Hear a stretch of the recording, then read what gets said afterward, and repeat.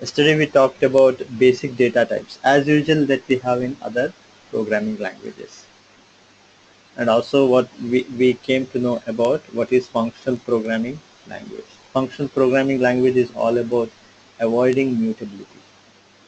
Sorry, I mean to say avoiding mutability is a very generic statement. We can avoid mutability in many ways. We know that Scala has made its collections as immutable. And also if you try to return something from a function, that function is nothing but a immutability function.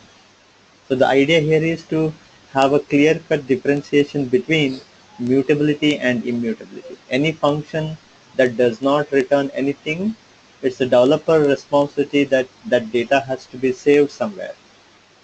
If you don't return, we have to save somewhere. In that case, it becomes a mutability function. Otherwise, it becomes a immutability function. So keeping that in mind, we also saw there is a jargon called expression. Expression means a unit of code. Expression means unit of code that returns a value. So again, it means that it is a immutability thing. It's all any jargons you come across here. Mostly they are they will boil down to mutability and immutability. So yesterday we also saw a block of expression. Yesterday we also saw a block of expression. We can write a block of expression using the parenthesis. Sorry, not parenthesis, open flower bracket and close flower bracket. We can have this. We just saw one difference there when we said val y is equal to 20, and if we have the last statement without any assignment, if there is no assignment, that expression gets evaluated and it will be returned from this block of expression and it will be assigned to whatever is on the left hand side of the equal to sign. And the data type is also automatically inferred. This we saw at the last. Similarly, if I say val x is equal to 10, and if I say val y is equal to 20, and if I say val z is equal to x plus y, this will not return anything. If it this that's what I was saying. An expression is a unit of code that returns some value. Everywhere you will see something or the other thing being returned. There will be everything. You will see that there will be something being returned. Here nothing is being returned, hence it is called unit. The return value, they represent it as a parenthesis. Here the return data type is a unit. So I hope things till here things were clear. Yeah. One more thing, we can write a block of expression on a single line also. We can write the same block of expression on a single line. Val y is equal to 20, then I will say z equal to x plus y. It's the same thing. But what we have to do is, this is where the semicolon becomes mandatory. Otherwise, I said that semicolon is not mandatory.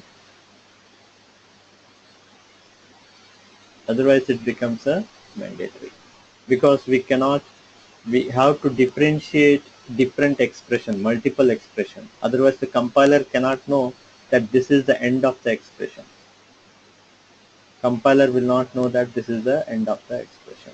So to differentiate different expression on a single line, we use the semicolon. If I don't give the semicolon, obviously I will get an error because it was not able to differentiate the end of the expression. So I have to specify a semicolon here. I have to specify a semicolon here. What did I do? I did not specify val here. Val z is equal to this. So you have to specify the. So here is a question. The question is, what is the difference between expression and a statement? We will see that. The next thing itself is our same thing.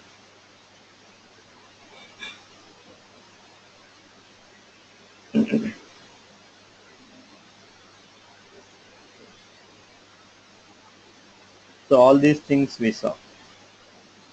All these things we saw. So if we see, next we have the statement. Statement is also an expression. It is just an expression that does not return a value. That's all. These are all just jargons. We don't even, we can give any name to those jargons. The only thing we have to understand is what is the meaning of that jargon. What is the use case of that jargon? The meaning is nothing but boils down to again mutability and immutability. So if you see here, a statement is just an expression that does not return a value. So if I say here, let's say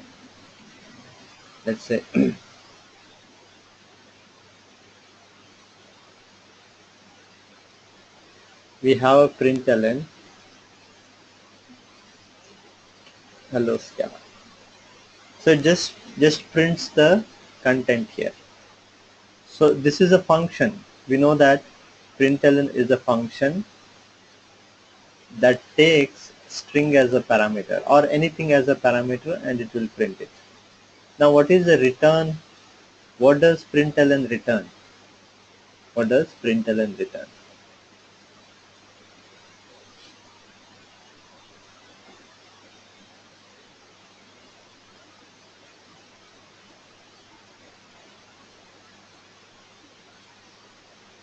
Any idea what does println return?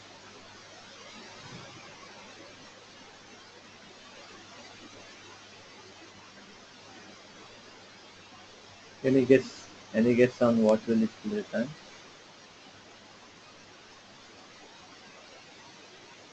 So we can check that. We can always check that. I can say I can capture that return value in something val x equal to println and do the same thing. So we can see this. What is the x data type? Whatever the println function returns, that return values data type will be x data type. So we can clearly say that x is of the type unit.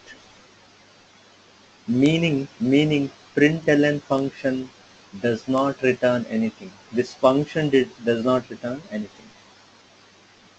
So such kind of a functions or expression we call it as a statement. So what does that mean? The meaning is same thing, mutability and immutability. Unit of code returns a value, meaning it is immutable. Statement, no return value, hence it is a mutable.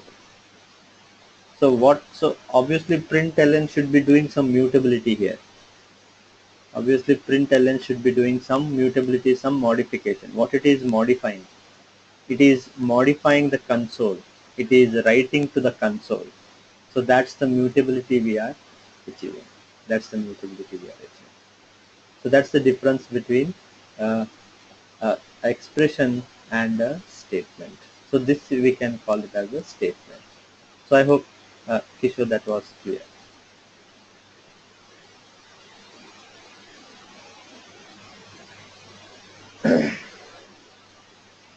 Okay. So the jargons are just for language purpose. It is all about the meaning of that jargons. So finally, it boils down to mutability and immutability. So we'll see what is a if-else expression here. If-else we know in all the programming language. In every programming language, how do we use a if-else expression? We do something here, right?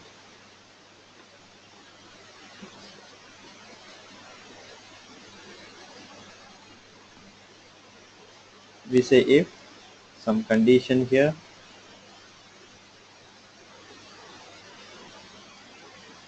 else if we have some condition here, else we have a condition, else something here. So in most of the other programming languages, we modify something here. We modify something here. That's how we have learned if else condition. We always try to modify here. The same thing holds good for Scala as well. Along with that, it can return some value. Scala can return some value. So that's so it can be used as a mutability expression. It can be used as an immutability expression also because it has the ability to return some value. In most of the programming languages, we only modify probably some global variable we modify, or an array element or a collection element we modify. Something we keep on modifying. That's the best use case we have seen. The same thing is also available in Scala. Along with that, we can also return some value. We can also return some value. So that's the reason we call it as a if-else expression. If-else expression. Expression, we know that meaning, it always tries to, it is a unit of code that returns some value. So when we return some value, so we can have an equal to sign before that.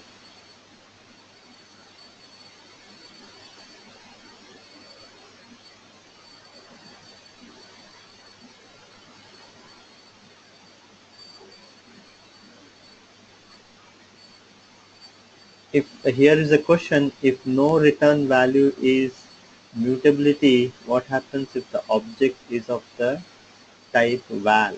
I mean, wherever you want to write it, that's the developer's responsibility. I mean, we cannot write it to a val object. We have to make sure that we have to write to a variable object or a file or a database, such kind of a thing. Otherwise, it will give an error. Obviously, it will give an error. So I hope that's clear. Actually, it's our responsibility to take care of that.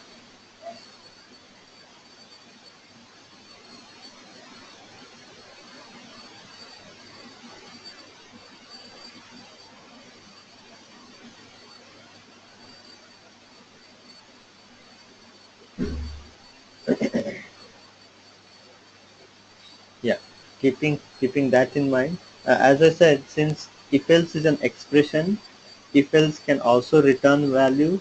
So when it returns some value, so we can have an equal to sign before this,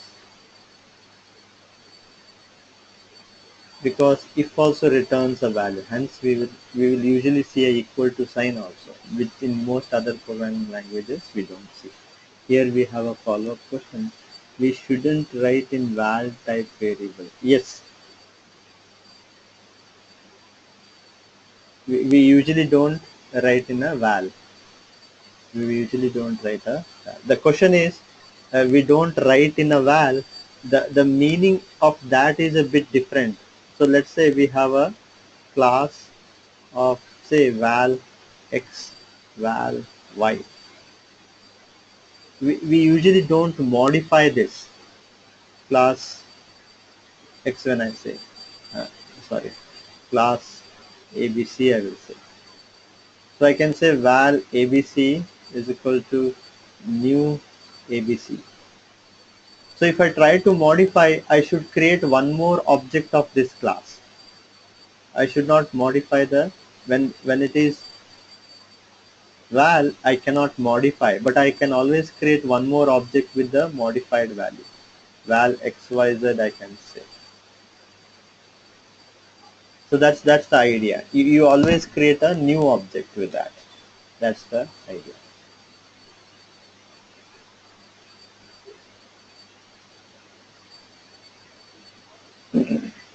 Even though it is val, we can modify. That modify means the original data remains as it is, a new object gets created from the primitive data types to the user-defined data types as well.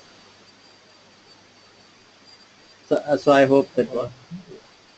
Sorry for this. That's it.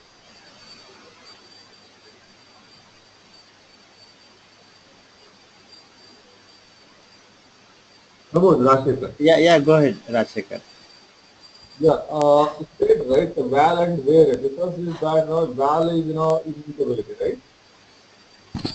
Yeah. Uh, if the val is immutability, whether the reference type is immutability or object itself is No. So wherever we have a val, all those things becomes immutable. immutability.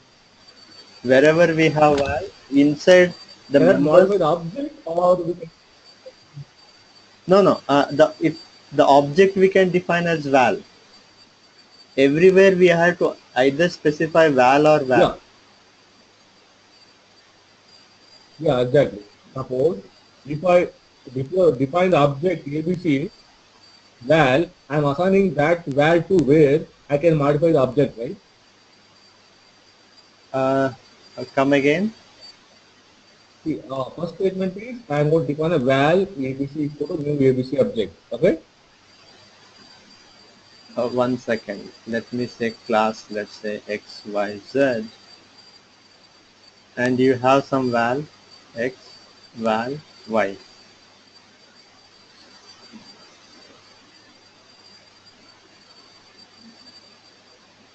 Yeah, this is what you are saying, right? Yeah.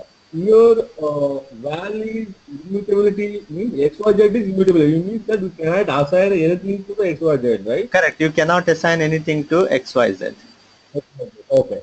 If Yeah. below val, if I write to where ABC equal to XYZ, so I can show that where you can modify the XYZ object.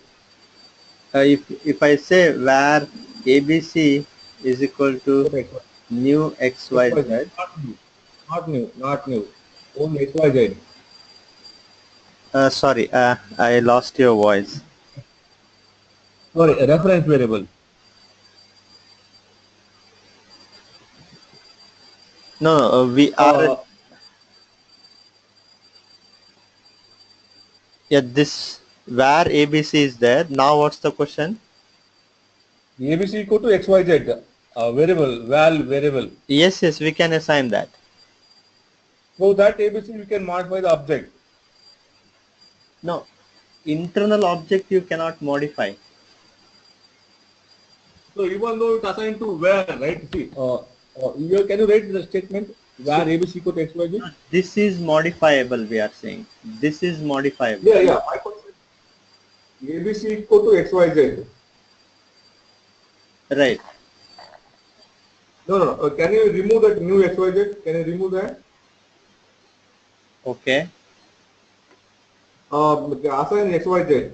Okay. So here, I can modify the XZY object, right? XYZ object I can modify through ABC, right? But actual XYZ will remain as it is. We are just Yeah, but assigning that object to ABC. That's all. yeah, that's correct. This ABC referring to the XYZ, right? Yes. Both memory is same.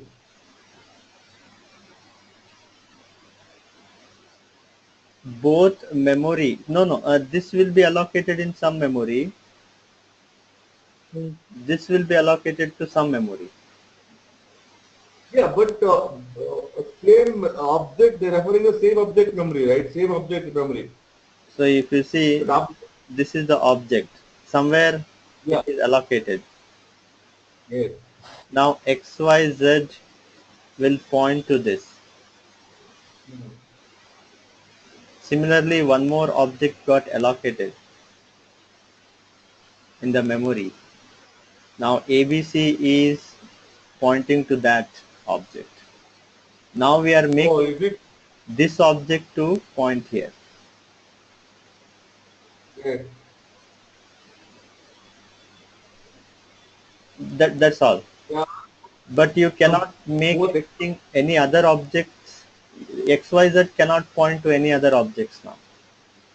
yeah, that understood. That understood. My question is, yeah, ABC is pointing to above object, right? Both XYZ and ABC both are pointing to the same object. Correct. So through ABC, I can modify the object, right? Because ABC is a where of type modifiable. Okay. I So mean, through ABC, I can, correct. What does that mean? Where means modifiable means this object was assigned to ABC. Now this object is assigned to ABC. Now if I create one more object also, I can assign to ABC. So if you see, different objects are being assigned to ABC because it is where. yeah, but I can modify the object. Now that itself is called modifying the object.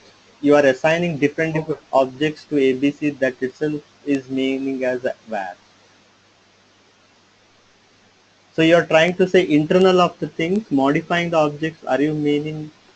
Can I My say question is not modifying the reference. My question is modifying the object. okay? Modifying the object meaning. I didn't get that. Say for example, XYZ object value XY is X is 10, Y is 20. Okay. Right. X is equal to 20. Y is equal to 20. Yeah, fine. So here is the XYZ is 40. Some value XYZ is 40. Okay, something. Okay. So X is 10 comma 20 is here. Yeah. Right. Yeah. Here 40 comma 50 is here. Here 80 comma No, 90 is here. yeah. My question is ABC is pointing to object 10 and 20 right now, right? Right. So through ABC, I want to modify instead of 10, I want to modify 30. You can modify making it as var. You cannot Yeah, modify. that's So this again internal variable has to be identifiers has to be val or var. So if it is a val, you cannot modify. so where is I can modify the object. So where? Right. We can make x as var here. Yeah, where ABC.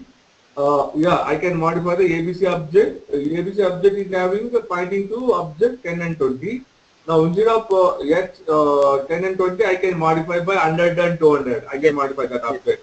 If it are both are var, I can make it as I can make this as 100 and 200. But XYZ is not modifiable. But I No. can modify the object. Yes. Yes. XYZ modifiable because it is val. Meaning of Mhm. that is you cannot assign any other objects to this. That's I the idea. understood. But I can modify the object, not a reference, Correct. right? I can Correct. modify the object. Modify the objects meaning again internal if the members are var only then you can modify. Otherwise you Yes, cannot exactly. modify. That's fine, right?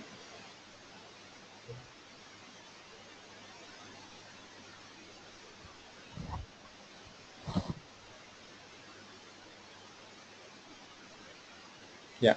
Keeping this in mind, let's move ahead with the as I was saying, we can have a equal to sign before the if expression. Equal to sign before a if expression. So when I say such a thing,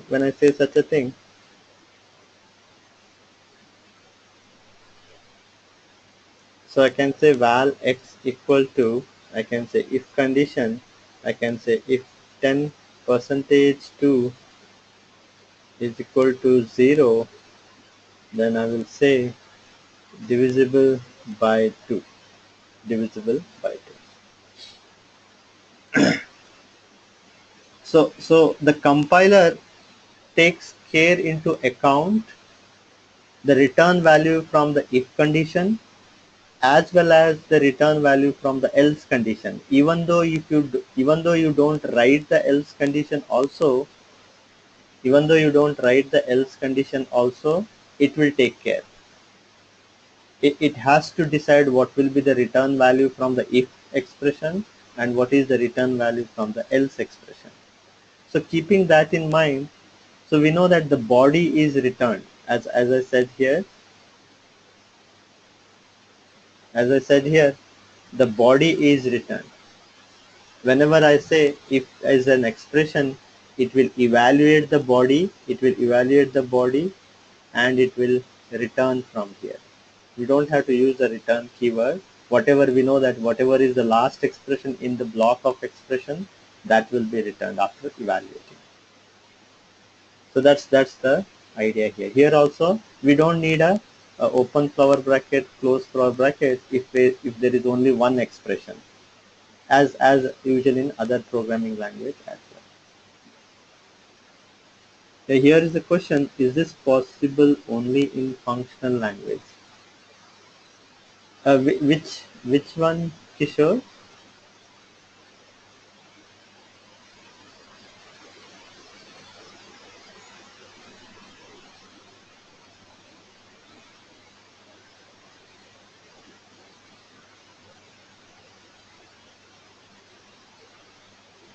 Right, right. Usually it is done.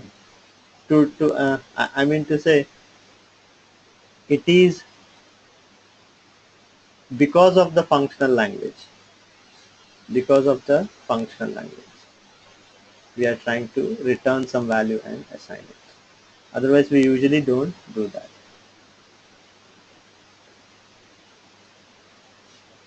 So now the question here is, we know that the body will be evaluated and returned. So now what will be the data type of X?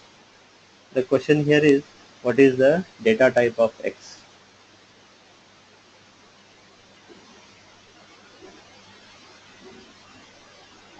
Any? Data type of the last expression of the block. Sorry. Data type of the last expression of the block. Yeah, it looks to be the data type. The last expression is nothing but the string here, Yeah. because we are only having one expression. So it looks to be a string, and let's see whether it is a string or a. So if you see here, it's totally different. It looks to be a string at the first, when we see it the first time, but it gives a altogether a totally different data type. We have never seen such a data type in Scala or any other programming language. So what is this data type here?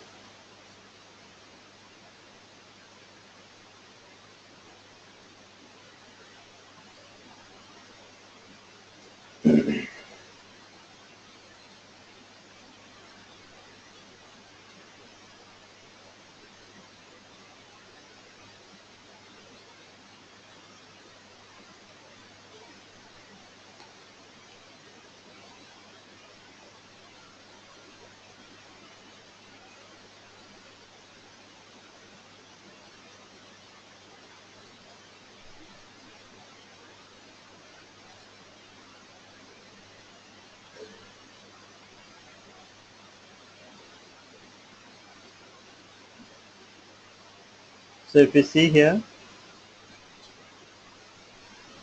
any is the superclass. Any is always the superclass.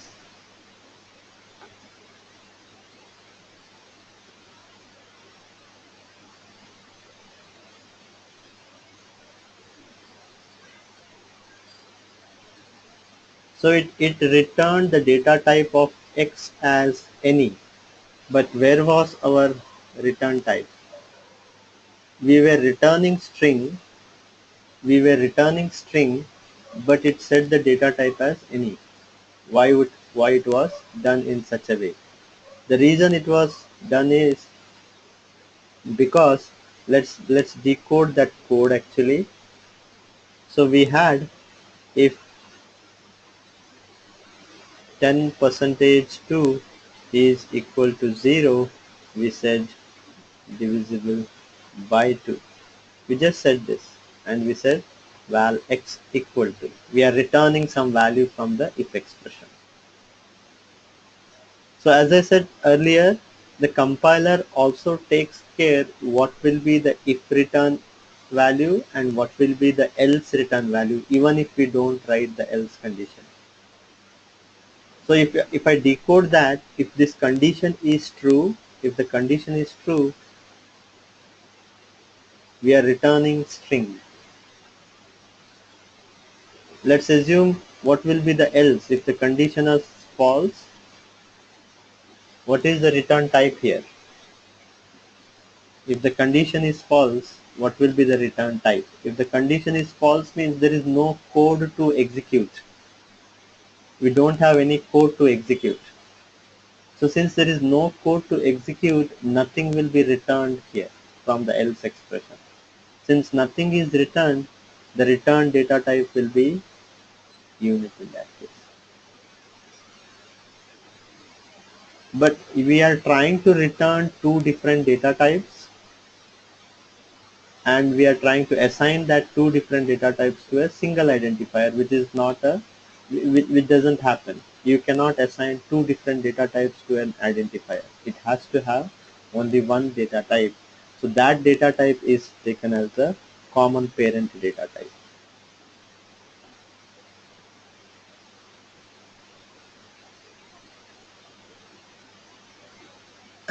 So if I see here, if I come here again, my string is here, which is borrowed from Java. My unit is here. So unit parent is any value, its parent is any. Similarly, string parent is any reference, so its parent is any value. So if you see, any is the common parent. It is the common parent. That's the reason the data type of that is any. The data type of that is any. Even though the value is a string value, even though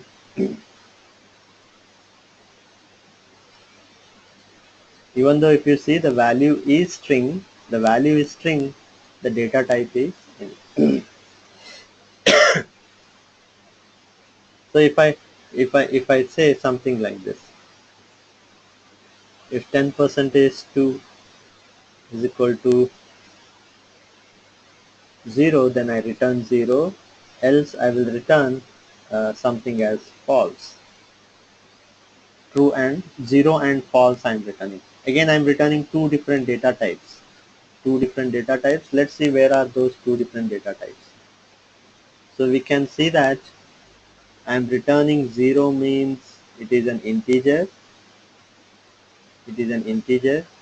I am returning a true means it is a boolean. I am returning two different data types. The common parent is nothing but any value.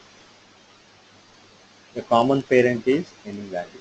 So obviously now the return data type should be any value. We can check that. So we can clearly see that the return data type is any value.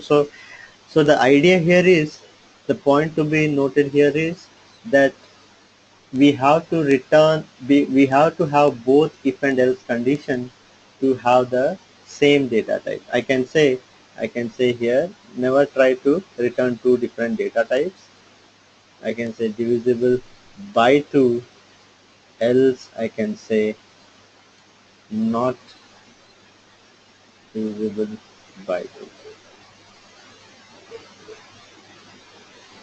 So if you see, in both the cases we are returning a string, hence the data type of x is string now. Hence the data type of x is string. That's the idea. So we can have in this fashion. I can say val x is equal to 10, and I can say val y is equal to 20, and I can say val max equal to, if x greater than y, I can say return x, else return y. So I am doing in this fashion. I am trying to do in this fashion. So this we can use it as a max condition. If else condition we can use to compute the max. In both the cases we are returning an integer, hence the max data type is automatically inferred it as a integer here. So I hope till here things were clear. Till here things were clear.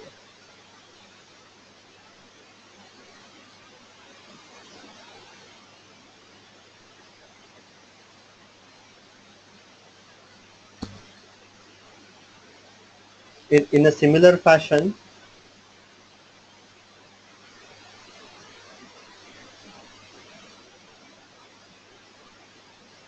what happens if there is a cross common parent in the if else block? A cross common parent in the sense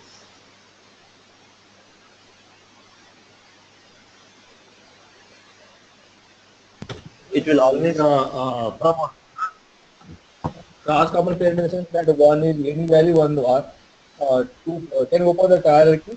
okay. Here is any value and here is any value, right? In the string and boolean, right? There is two different parents, right? What is that, parent?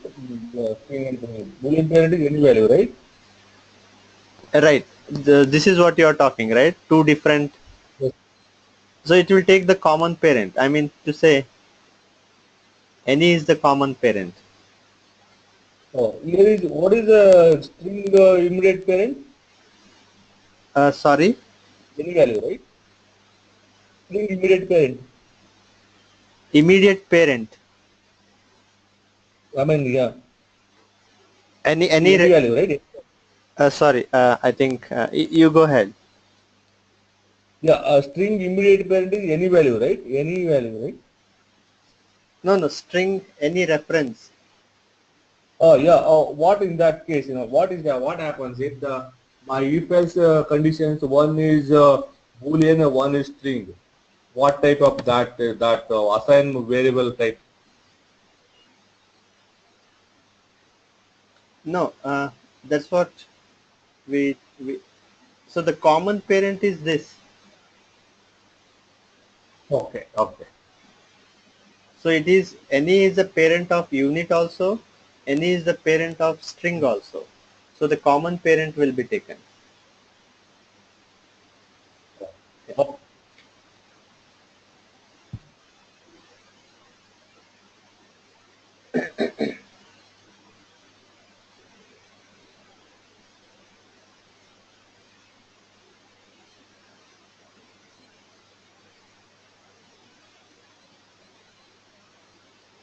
So as we have, if we have more than if else condition.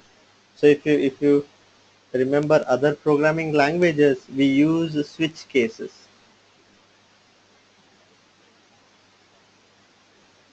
We use switch case. We specify some expression here, and we have case here. Case 0, case anything. I will not specify the data type here, and we'll have a default. So why do we need a case statement? We usually require the case to get rid of multiple if else condition. So this gives a more readability than having a lot of if else condition. So that's the idea of the switch case. In a similar fashion, in Scala, similar to switch case, we have a match expression. We have a match. Here we have switch keyword, other programming language. Here we have match keyword.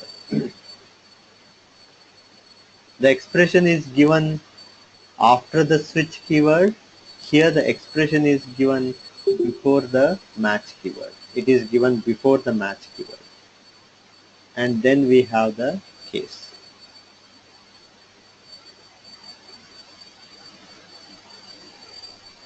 Similar fashion. So that's the similarity, or I can talk about the match or switch. But it is a bit more than that. Match expression is a bit more than that.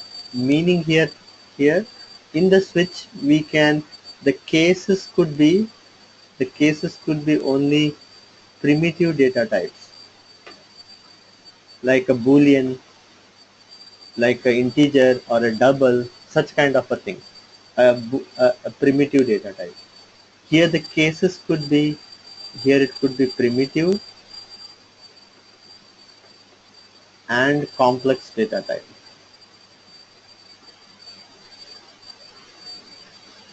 The meaning of the complex data type means I can have a case list, I can have a case class also I can specify, not just 0, 1, such kind of a thing.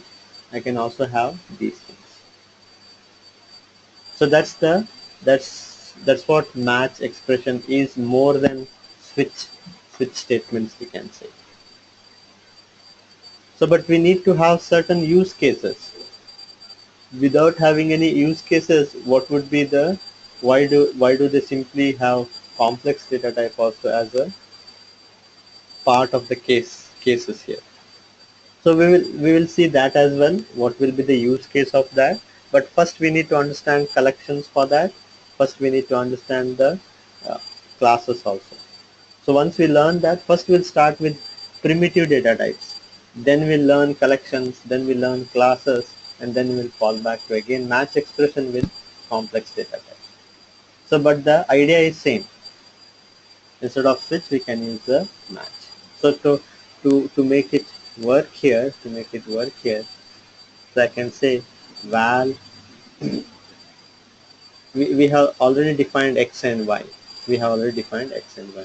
I can have val max is equal to match, as a match is also an expression. I forgot to say that match is also an expression, meaning the match will also return something. If this case is matched, we write something, some logic will be returned here. If this case matches, a logic will be returned here. So after evaluating this logic, whatever value we get, that value will be returned from this match expression. So it will be returned from this match expression and we can assign it to something. So that's the idea of the match expression. So I can have in this fashion val max. I want to compute the same, we tried if else expression. I can use the same thing in our match expression. And as I said, the expression comes first, then the match keyword. The expression, I will say x greater than y. This is my expression. And then the match keyword. Just a bit opposite to the switch case. Then I pass that value to the match block. So what happens here is this expression gets evaluated first. After getting evaluated this expression, whatever value we get, that value will be passed to the match expression, match block or match expression, anything we can say. So what value we can pass now? What value is being passed? Either it will be a boolean, because x greater than y will always give you a boolean. So boolean means true or false. So we can have a case of true. If it is a true, I can just return x. If case false, I can return y. Y. So here, this is a new thing, a new symbol. Scala makes use of lot of symbols. You have to initially get used to these symbols. Initially, you have to get used to these symbols. Once, I mean, the symbols may make the coding a bit tricky initially, but once you get used to that, then it is very simple. Then you will be very happy to learn Scala. So if this case matches, we are returning x.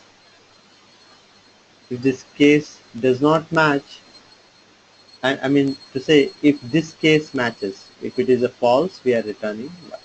So obviously we can check this. So x is 10, y is 20, we know that. X is 10, y is 20, x greater than y will give you false. It will give you false. That false value will be passed to the match block. Hence we are checking whether it is false. Obviously it is not. This case will not hold good. Hence it will go to the next case. Hence it will go to the next case. This matches, and whatever is on the right hand side, that will be evaluated. That will be evaluated. So y is evaluated and that is returned from the match block and assigned to match. Y is nothing but 20, hence 20 is being assigned to match. And match data type is automatically inferred as an integer. It is automatically inferred as an integer. So that's how the match expression works. To give you one more example, I can say val status is equal to, let's say, 200. A simple thing. Val status equal to simple. I will pass this status to the match expression. I will say val message equal to, as I said, the expression comes first, then the match block comes. Then I say case. So status is an integer. Status is an integer. I can specify here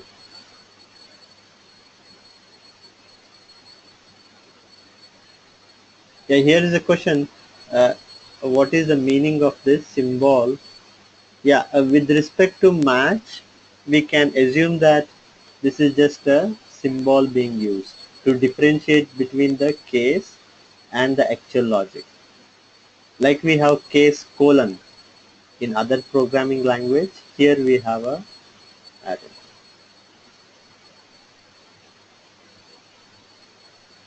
So, but there are other meaning also for this arrow mark. We will see that in case of uh, function object, there are some things, function literals or lambda expressions that we call in Python. When we use that, there also we use the same symbol, but the meaning of that symbol is different. Meaning of that symbol is different. But here it is just, we can assume, we can check that it is to differentiate between the case and the actual logic. That's the symbol.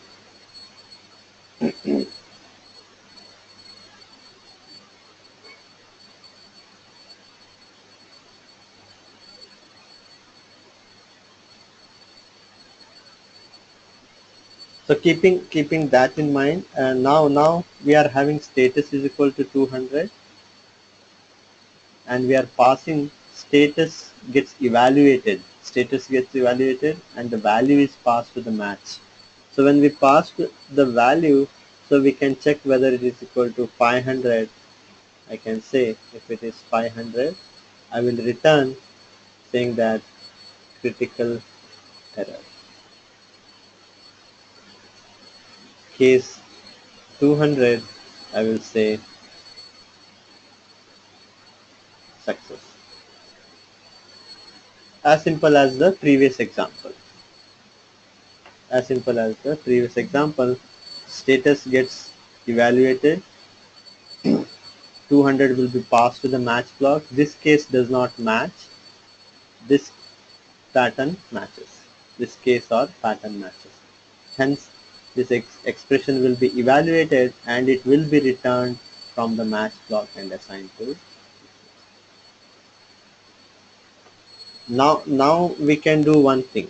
Now what we'll do is we'll change the status to 300 or 404. We'll change the status to 404. So what will happen this time?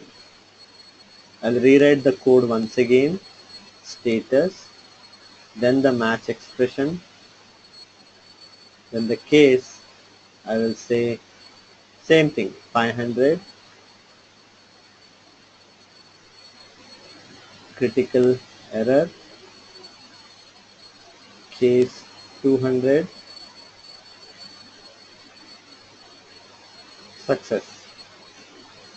So when I have such a thing,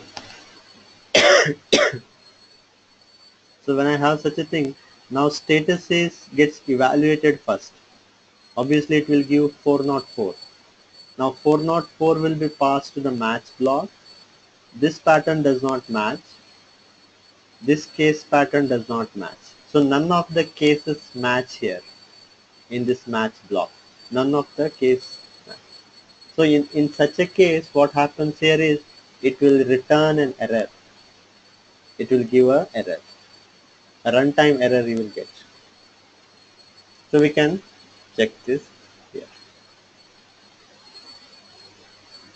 So we get a runtime error as a match error saying 404. So now to how do we handle such a thing? So how do we handle such a thing? So if you see in other programming languages, there is always a default case. If you see in the switch, there is always a default case. In match, there is default case is also there, but along with that, there is something else is there. Something else is also there. So how do I do that? So it is called as wildcard pattern matching. So match expression is usually called as pattern matching. So just to remember that if somebody says match is also sometimes called as pattern matching.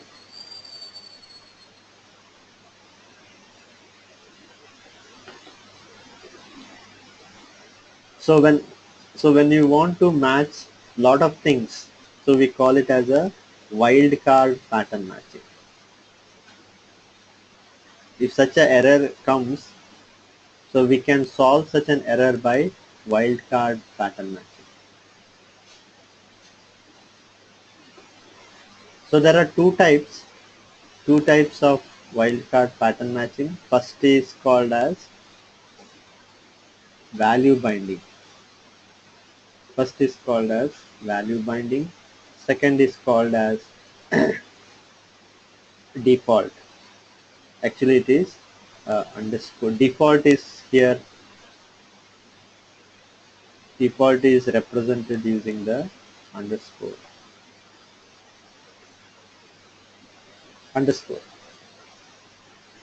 So let's see how to use these things in the match expression. Let's see how to use this in the match. So I will write the same code now. I will write the same code. We can use the up arrow mark to check whichever code we have already written. So status we know that is 404. So I have 500 critical error. I have 200 success. Then I will say val x or something, val anything, ABC, we can specify anything or is something.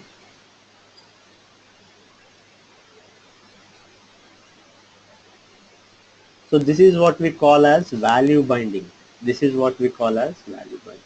The meaning of value binding is nothing but some assignment, that's all. So what happens here is this expression gets evaluated, which is nothing but a simple expression, and it will give you status value, which is 404 will be passed to the match block. This pattern does not match. This pattern does not match. Now what happens that 404 will be binded to X. It is just like saying X is equal to 404. Just an assignment. So, and we call it as value binding. We call it as a value binding here is because the value will be binded to S. So as soon as value binding happens, we say this pattern has matched. This pattern has matched. Since this pattern matches, whatever is on the right hand side of this symbol, which is our unknown string, it gets evaluated, and that evaluated value will be returned from the match expression, and it will be assigned to message. So that's the idea of the value binding. That's the value binding. So value binding we usually do so that we can know what is the value. We can use it further, right? We can use this further. We can have some conditions here. We can have a function call here, and we can pass s as a parameter to that function. We can do some arithmetic operation here, and we can use this s inside that arithmetic expression. So if you want to, or we can do some validation. We can assign some validation. So here is the question. The question is, if I assign status to some text value, then in that case, which it will print. Some text value. So I'm not clear, Chandrakant. Can you repeat the question? You can unmute and ask the question.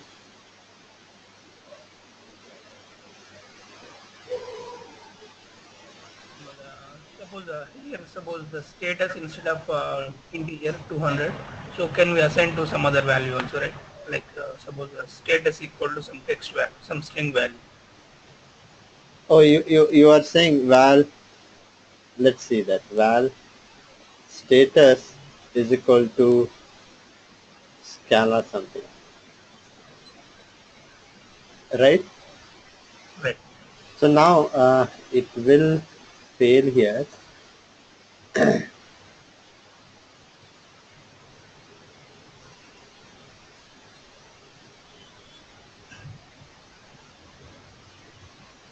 Val status is equal to Scala. So it will say that found integer required was a string. Required was a string. So here we are using the literal value, actual value we are using. If I had specified only s, it would have worked. Since I'm using these things also actual values, it did not work. So what I'm meaning here is status match.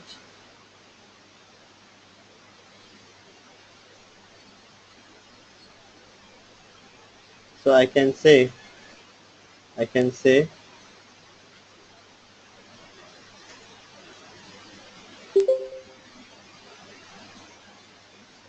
so this works.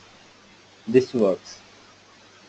But if you are specifying the actual values, when you are specifying actual values, the data type has to be same. The data types has to be same. You cannot have a different data type. So, but again, we will come and understand when you start using these things in the Spark or otherwhere. We'll come to know as and as you get to work on this, you will get to know where to use such a thing, where not to use such a thing. There is one use case also I will try to showcase once we learn these syntaxes. Then we will see the where it is being used. So I can so keeping this in mind, coming back to the example, as I said now, S is binded with the value that is being passed to the match expression.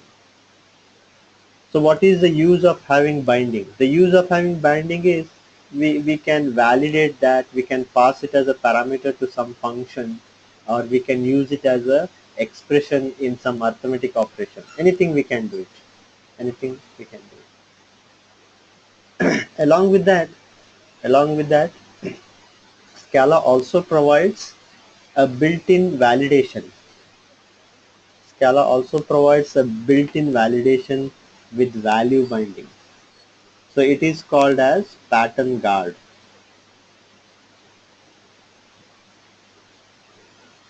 It guards the pattern. It guards the pattern. There is some validation. We can check that what is the value of that binding. Whatever value binding we do, then we can check it. So pattern guard is simply an if condition. It's simply a if condition. So this is not the if expression. If expression is totally different. We have if and else which returns a value. So this is the name they have given it as a pattern guard. It is only a if. It is only a if here. So the way it looks like is, let's write here. So the same thing, I will change the status once again. I will make the status val status is equal to 404. Then I can say val message is equal to, I will first write the expression, then the match keyword, then I can say case, then I can say case 200 success, case 500, I will say critical error. Case yes, we said that value binding is happening. Along with value binding, I said that we can also have a pattern guard for just for some validation. So it comes immediately after the value binding, and it is one expression. Value binding and pattern guard together is one expression. Hence we don't require a semicolon here. We don't require a semicolon. It is one expression. So if I can have yes is equal to 404. So I can have such a validation here. Then I can say it is not found error. So I can use in this fashion. So that's the idea of having a value binding. That's the idea of having a value binding. So this time what happened? The value was binded to S. Now S is 404. Then we check here whether S is equal to 404. We can return. If it matches, the whole thing has to match. The whole thing has to match. Only if it matches, whatever is on the right hand side of this, it will be evaluated and it will be returned from the match expression, which is nothing but our. Yeah, that's the Rajshekhar. Yeah, that's what I was trying to say. This is not the if-else condition. This is not a if-else expression. It is just a pattern guard which only takes a if. Which only takes a if. But here we can write anything. On the right hand side of that symbol, on the right hand side of this, we can write anything. We can write a function. We can write a block of expression. We can write an if-else expression. Anything we can write. But here we cannot. Here it does not allow. It is a simple pattern guard.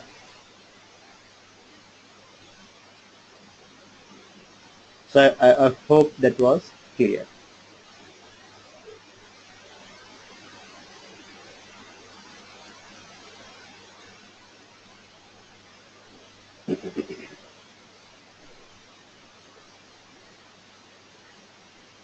Right. Now let's make here is a question from Chandrakant.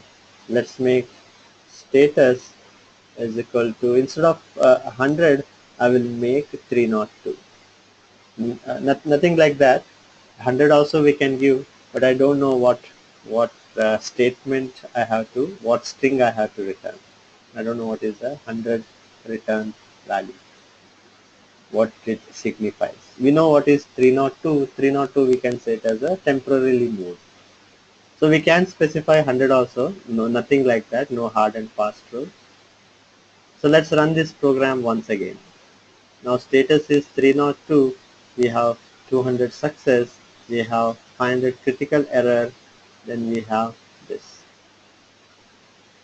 So this will not match. We know that clearly. This will also not match. We know that clearly. Now status value will be binded to S. S is 302.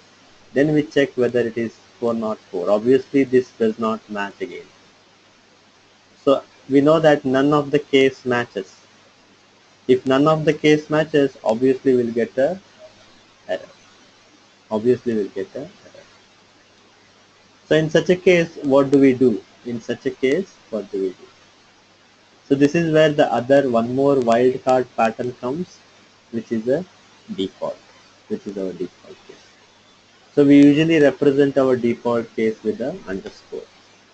So as I said, Scala extensively makes use of underscore. Based on where it is being used, the meaning of underscore will differ.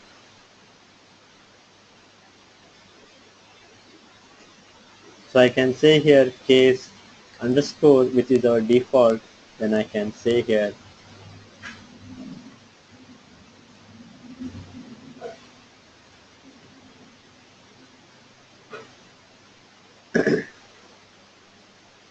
so underscore is meaning default. If you see, we also saw underscore in tuple.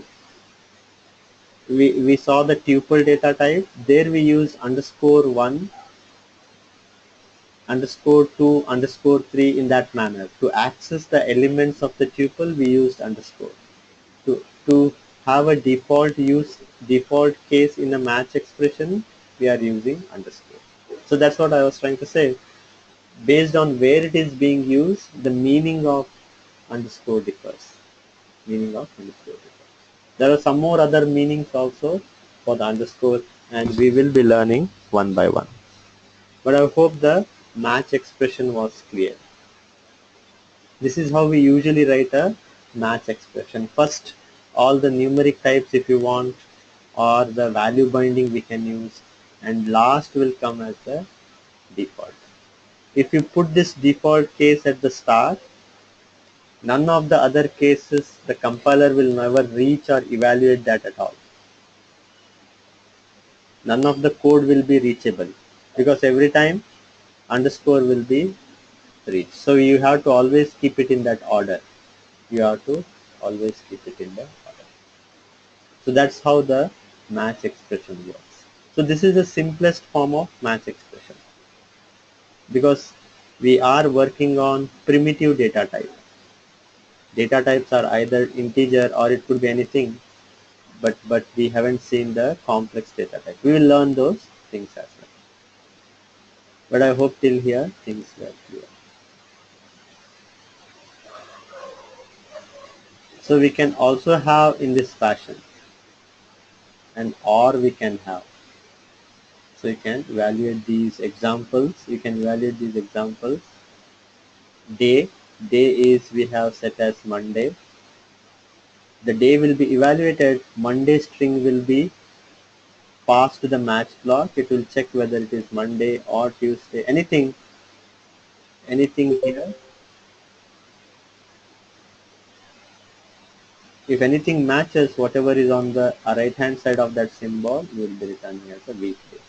Otherwise, we are seeing it as a weekend. So in this fashion also we can use.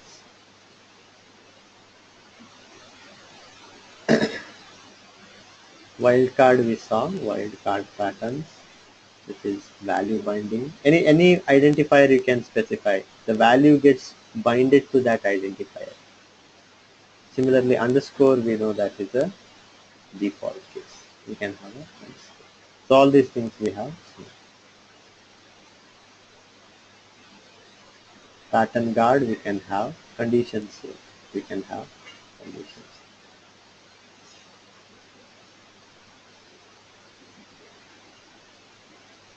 So here, one use case of a match expression here is to determine the data type and do the uh, evaluation.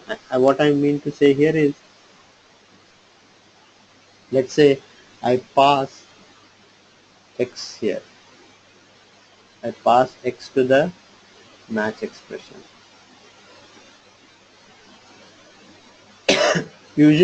Usually we can check if x is integer, do x plus y. If x is string, do x dot substring. I mean to say what y y dot substring method and call this function. If x is double, do some operation. If x is something else, do some operation. So what I'm trying to say here is you want to dynamically determine what is the data type of a identifier, and based on that data type you want to evaluate some expression. If it is an integer, do something.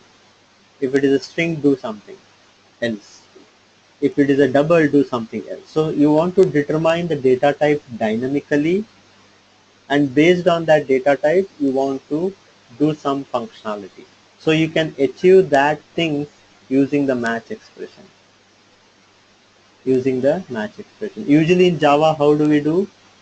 In Java, how do we do? We check whether x is instance of.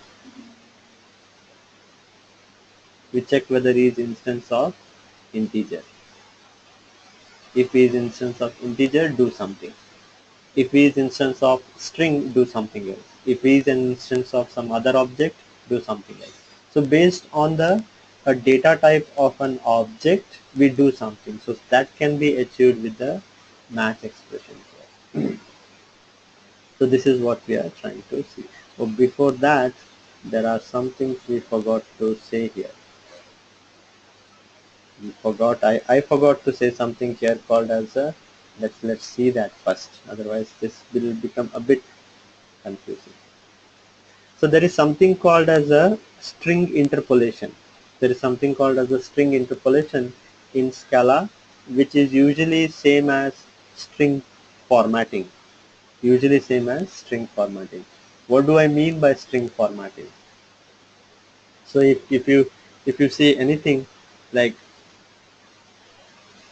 if I say val amount is equal to 200, so we can use something like this, right? The value of fruit is percentage d, we specify string formatting in this format. In Java usually we say this dot format and we specify amount. So this is what we call string formatting. The similar string formatting we achieve in Scala, we do achieve, but it's a slightly different way, and it is called string interpolation. So let's see how it looks like. So val amount, I will say 200 here, 200 here. Usually how do I do in Java language? The value of fruit is percentage d dot format method is there on the string, and I specify amount. The value of fruit is this. But in here also it works. Along with that, they have some other fashion that is called string interpolation. We use a s as a prefix before the string. We just use a s as a prefix before the string. Then we say the value of fruit is, we don't use percentage d here. We just specify the amount within the dollar symbol.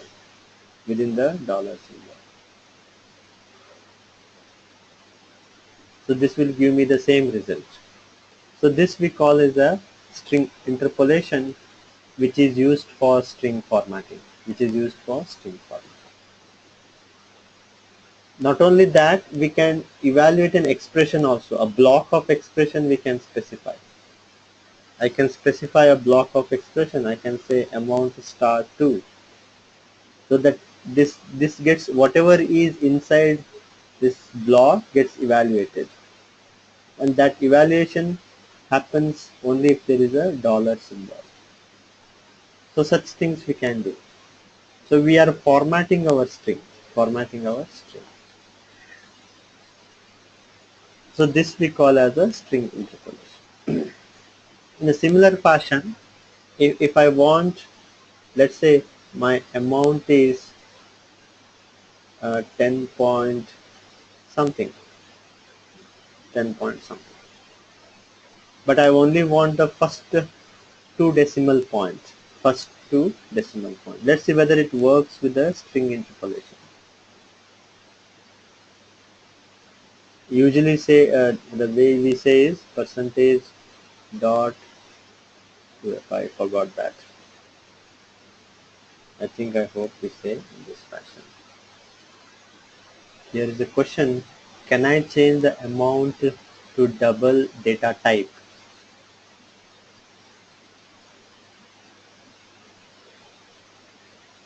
In string interpolation, double data type. Can I change? The question is, can I change the amount to double data type in string interpolation? No, I don't think so. We can change it.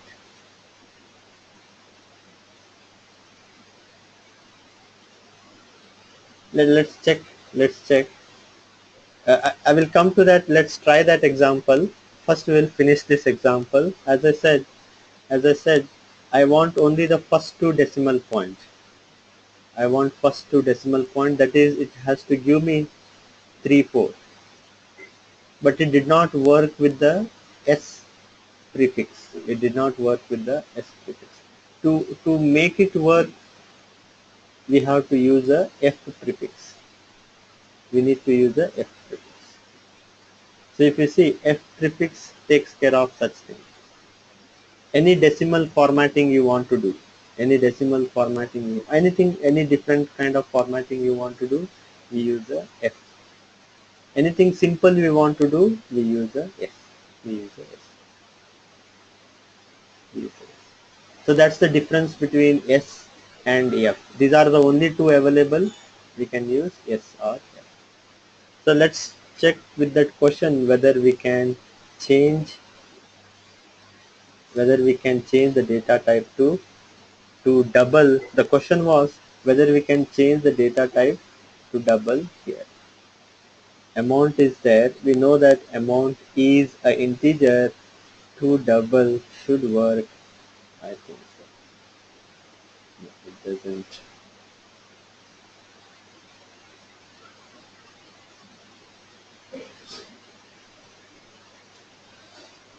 It tries to work here.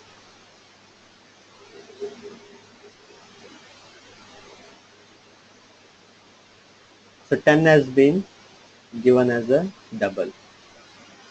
It has been given as a double. Or we can also have such a thing, right? Amount is an integer. I can say into 3.4. I can say into 3.4. Obviously that will return as a double. 10 into 3.4 is a double. So you can evaluate anything inside that dollar. We can evaluate anything. So this is what we call as a string interpolation. So coming back to the match expression, where I said I want to dynamically define the data type and then evaluate based on the data type. So this is what that dynamic data type. So if I see here, val x is equal to some integer. I said val x is equal to x. We know that is an integer because compiler automatically determined it as an integer. Then we are saying val y is of type any, which is the superclass of any class, which we don't know what is the data type. We can, any is a superclass, right? Any subclass object can be assigned to this. We know that. That's the generic rule. Any subclass object can be assigned to a superclass. A double could have also been assigned. A string could have also been assigned, or anything could have been assigned. So now why actual data type we don't know, or programmatically speaking, what is the data type of y we don't know. We know only that it is a X is integer, we know that, or compiler knows that. Now compiler doesn't know what is the data type of y, actual data type. What is the value stored in the y? Now how do I understand now? If it is an x, if it is an integer, I have to do something. If it is a string, I have to do something else. If it is double, I have to do something else. So that's where we can use pattern matching. Match expression we can use. I will pass y to the match block. I will pass y to the match block. So we know that y gets evaluated. Y gets evaluated. After evaluating whatever value we get, that value will be passed to the match block. That value will be passed to the match block.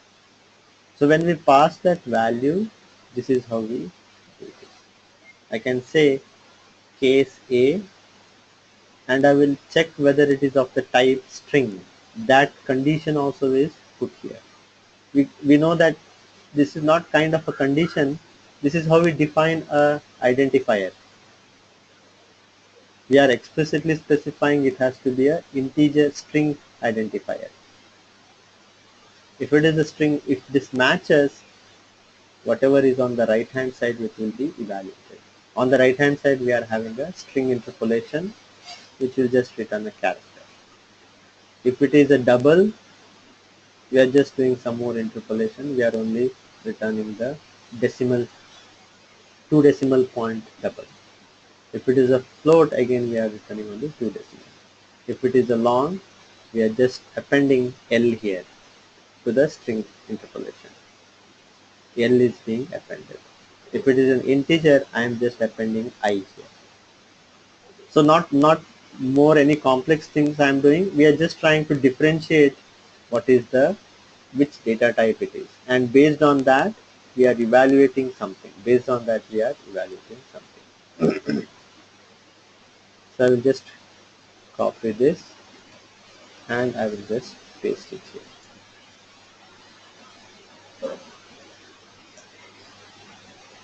So obviously we know that x is an integer. Obviously we know that x is an integer. X did not match here because it was not a string, nor it did match here, nor it match here, nor it did match here. X was binded to A, but it is a string. X was binded to A, but it was a double. Nothing happened. This pattern matched. We know that value of y when evaluated we get 12180, which is an integer that gets evaluated, or that pattern matches, and whatever is on the right hand side, which is nothing but our string interpolation. It is nothing but a string interpolation. And just concatenating I there.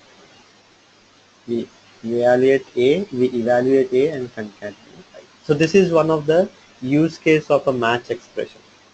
But we will be looking more and more use cases of the match expression with the complex data type also. We'll be also checking with the complex data type. But I hope till here match expression was clear. I hope match expression was.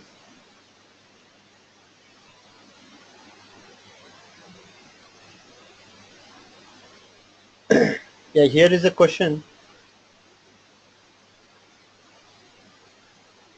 Yeah, here is a question.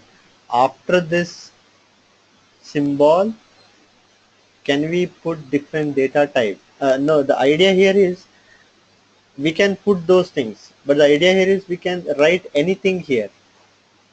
I can call a function also. I can create an object here. A class object can be created and a method can be called from here. I mean to say you can write your own business logics here based on what is the data type.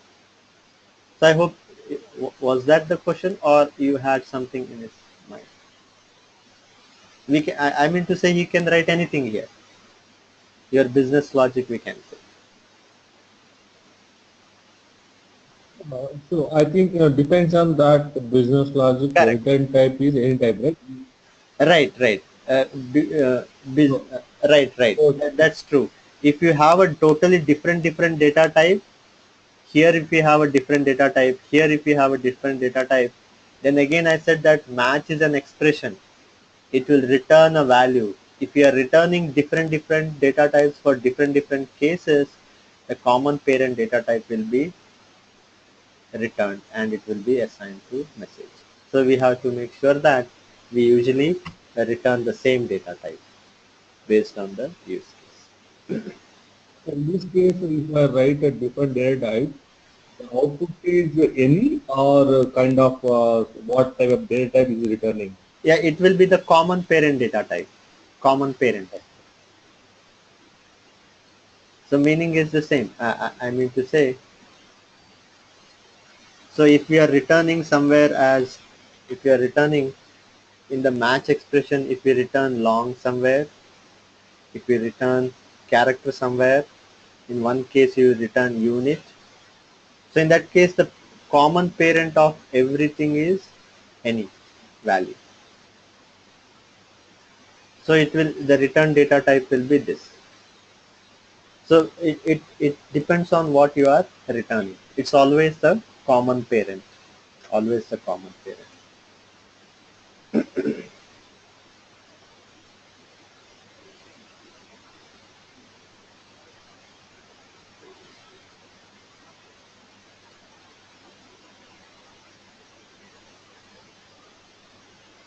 So that's the match expression. We'll be using more and more. In Spark also we'll be using, just get used to these syntaxes, just get used to the concepts.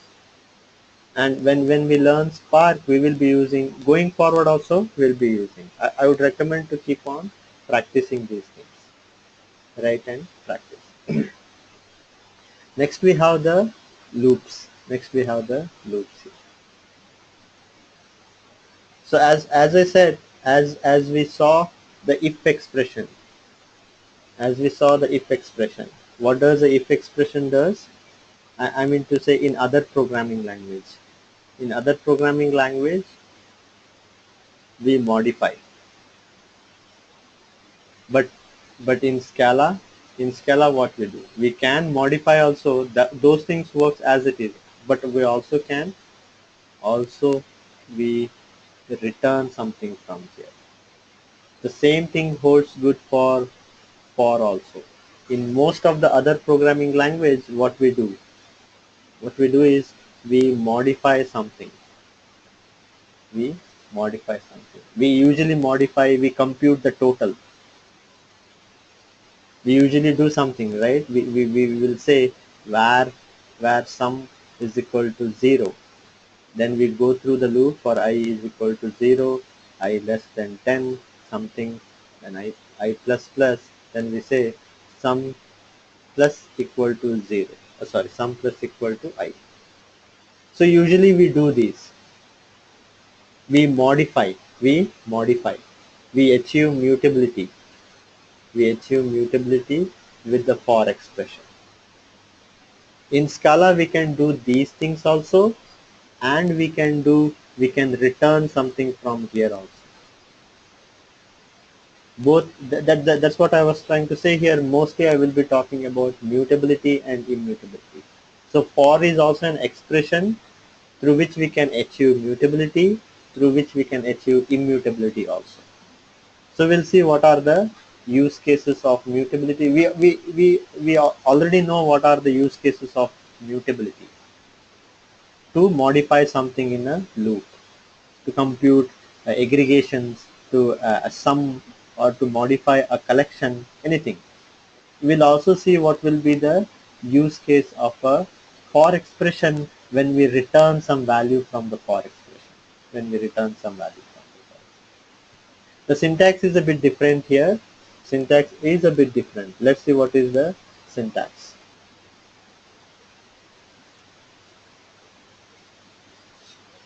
So the way we say is for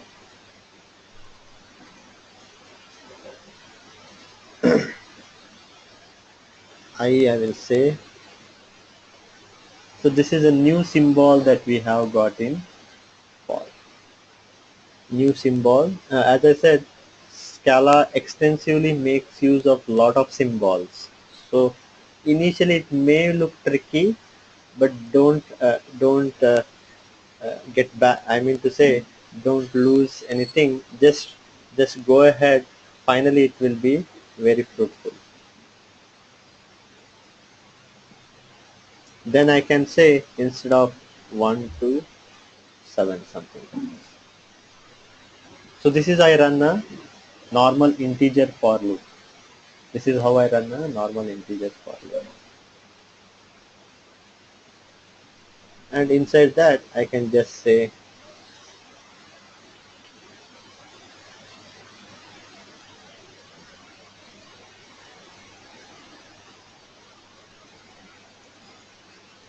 so this is how we write a print statement, as simple as it looks like. So 1 to 7, just we have to say 1 to 7. So you'll get the things here. Day 1, day 2, day 3, day 7. This is how we. So I is equal to 0, I is less than 7, I plus plus. That doesn't work in Scala. That doesn't work. We have to use this syntax. So here 1 to 7, it will create a collection. So the generic idea here is, here it should be an identifier. Left side of the left side of the arrow should be an identifier. Right side of the arrow should be an iterator. So iterator is nothing but a superclass of a collection. And 1 to 7 gives you a collection from 1 to 7. And I will be looping from 1 to 7. I will be looping from 1 to 7. If I don't want 7, I want to exclude 7. In that case, I use until. I use until. So I can use the up arrow mark and get this. Oh, my mistake, not 2 L's, there is only 1 L, it will give a error. 1 until 7, 7 will be excluded. So we can see that 1 to 7.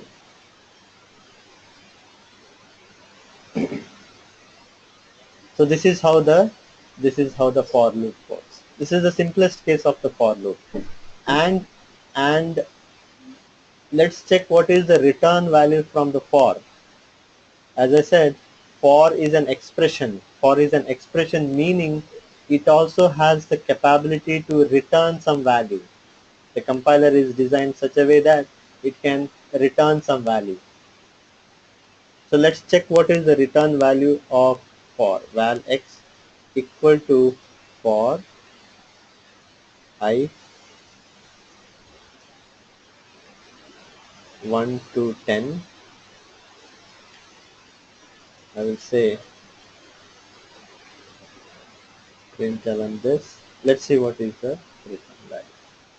So if you see here, for expression returns unit. For expression returns unit. Meaning as of now we are using for expression as a mutability expression. As a statement we can say we are using it as a mutability. And what mutability we are achieving? We are writing to the console, we are modifying the console. We are writing to the console using the print statement. Using the print statement.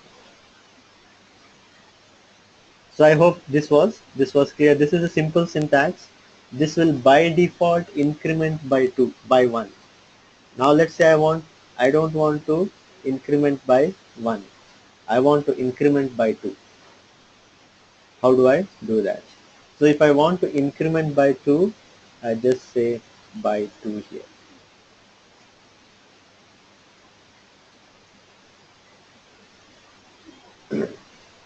Initially day 1 we get, then 3, then 5, then 7, then 9.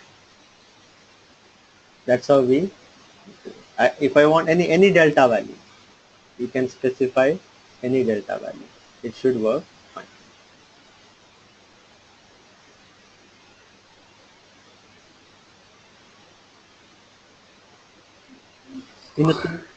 In a similar fashion, if I want to decrement, how do I do that? I don't want to go from 1 to 10. I want to go from 10 to 1. I want to go from 10 to 1. So in that case, I say by -1.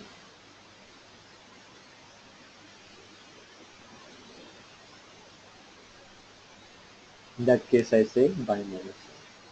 Loop from 1 to 10 by minus. So this is how the for expression works. But we haven't, this is only the mutability of for expression we are seeing. We haven't seen the immutability functionality of the for expression. We will see that. What we'll do is we will wind up the session here because I have to leave a bit early today. We'll wind up the session here and we'll continue tomorrow.